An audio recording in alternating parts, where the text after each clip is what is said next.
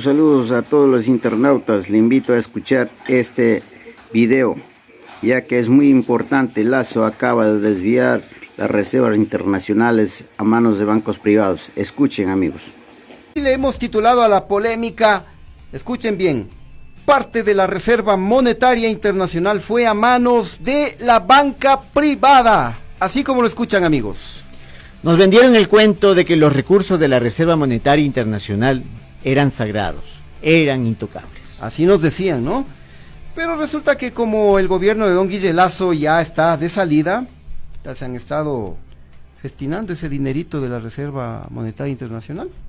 Veamos primero las cifras antes de contarles lo que han estado haciendo con esos recursos. Ahí están las cifras. Ya, tenemos ahí, ¿no? Según el Banco Central, esto es importante porque hay que hacer la comparación. En enero de este año, 2023, la Reserva Monetaria Internacional fue de 8.360.6 millones de dólares. Y al 1 de septiembre, hace pocos días, bajó a 6.904.9 millones de dólares.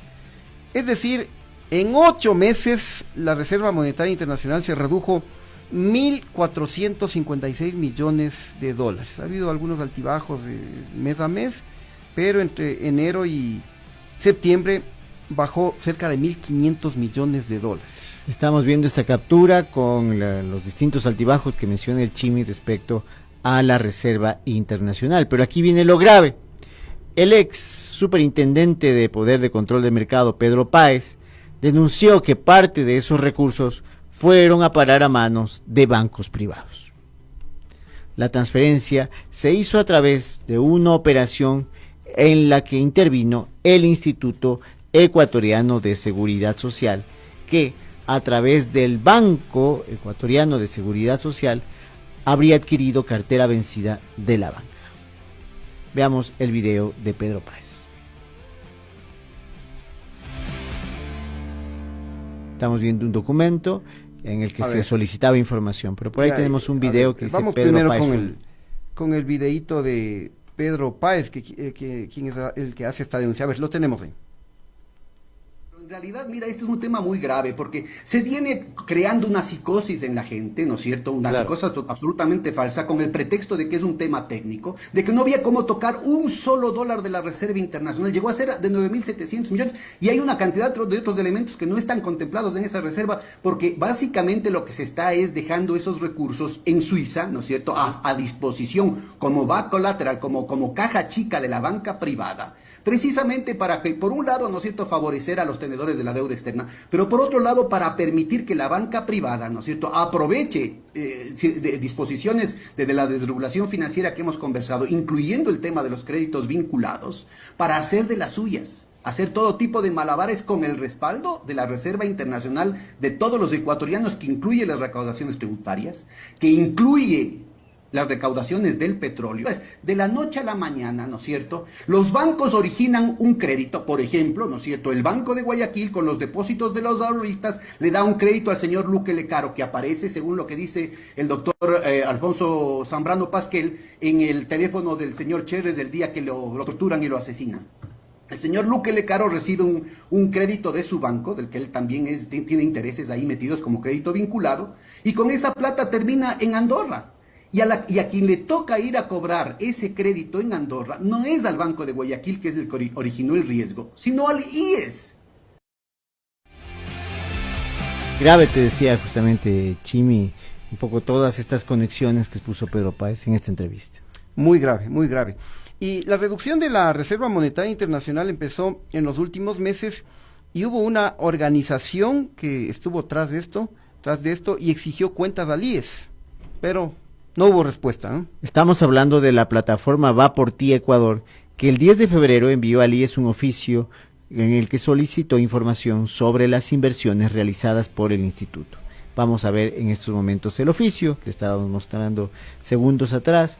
Esto está firmado, es una respuesta de Marco Patricio Naranjo Chiriboga, presidente del Comité de Calificación de Riesgos de Inversiones del IES, y se lo dirige al señor Alex Gustavo Flores Álvarez, coordinador general de la plataforma Va por Ti Ecuador.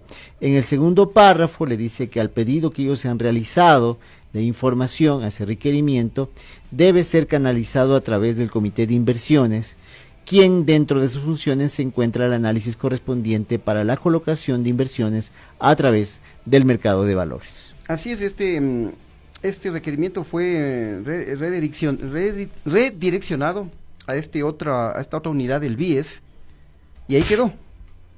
Ahí murió. Así no es. hubo respuesta. Y en ese entonces, esto es bastante curioso, porque en ese entonces el gerente del BIES era Carlos Julio Arosemena Durán, quien estuvo en el cargo hasta el pasado 25 de abril. Esto es muy grave porque el señor Carlos Julio Arosemena Durán es accionista del Banco de Guayaquil según los registros de la Superintendencia de Bancos. Pongamos ese registro, muy amable, Fer. Ahí está, tenemos la lista de los accionistas de Banco de Guayaquil y ahí consta Arosemena Durán Carlos Julio como accionista desde 5 de enero de 2007. 5 de enero de 2007. Miren, entonces la pregunta es cómo un gerente del BIES, siendo accionista del Banco de Guayaquil, ocupó ese cargo, porque ahí hay conflicto de interés legal, porque el BIES empieza, también constituye una entidad financiera que tiene competencia con la banca privada, por ejemplo en los créditos hipotecarios. Que se hacen a través de la banca privada. Exactamente. Y no solo eso, Chimi, porque ya lo que hemos de aquí puesto en escena es grave y responde a algunas preguntas. No solo es accionista del Banco de Guayaquil, también es accionista de dos entidades financieras privadas. La primera, Solufinsa S.A. y la segunda, Pronto Capital SAS. Ya, y esta información lo hemos tomado de la Superintendencia de Compañías, ¿no? Entonces, miren, esto es bastante grave. Bueno, insisto, el señor Carlos Julio Arosemena ya no es gerente del BIES. Él salió a fines de abril, pero la reducción, la caída de la Reserva Monetaria Internacional empezó desde inicios de año, y lo grave es que él es hasta hoy accionista del Banco de Guayaquil y de dos financieras, y al mismo tiempo gerente del BIES. Ilegal. Demasiadas contaminaciones. Exactamente. Totalmente. Demasiadas voces comunicantes opacos. Y esto pasó por alto. Nadie se dio cuenta. Decían ahora que estábamos escarbando un poco. Claro. Nos encontramos con esta perla, con esta joya. Y a partir de las declaraciones de Pedro Páez, nos dan una claridad sobre esa pregunta que todos tenemos. ¿Qué pasó con las dichosas reservas y por qué cayeron tanto? Así es. Pero ahora veamos el doble discurso del presidente Guille Lasso. Miren, en noviembre de 2021, el presi decía que la reserva monetaria era sagrada, era intocable. Aquí tenemos un tuit. ¿Qué dice el tuit? Dice lo siguiente, el dinero de la Reserva Monetaria Internacional es de los ciudadanos, de los GATS y otros. No es propiedad total del gobierno. El gobierno no puede gastar dinero ajeno. Las reservas monetarias internacionales se encuentran en su nivel más alto de la historia. Claro, el gobierno se empeñó en incrementar la reserva monetaria internacional y decía clarito, el gobierno no puede gastar ese dinero ajeno, pero ahora vemos que cae la reserva monetaria y esa platita se está yendo a los bancos privados. Y sobre este discurso de Lasso, los medios de comunicación le hacían el juego, ¿no? Le hacían el juego a Lasso y defendían este discurso. Tenemos aquí un tuit de Carlos Vera, de ese entonces, que decía, tenemos la Reserva Monetaria Internacional más grande de la historia de la República del Ecuador, dice Guillermo Lasso por Stream TV, cable, canal no sé cuánto. Siguiendo, haciéndole el juego. Claro. Y tenemos también una nota de Diario El Universo de ese entonces. Aquí está. Se hace la pregunta, ¿por qué? Pongámosle por ahí, no es buena idea, ¿por qué no es buena idea ni viable traer 4.500 millones de dólares de la Reserva Internacional como propone un político? Exactamente. Esa es la pregunta que entonces, ahí está el doble rasero, ¿no? El doble discurso.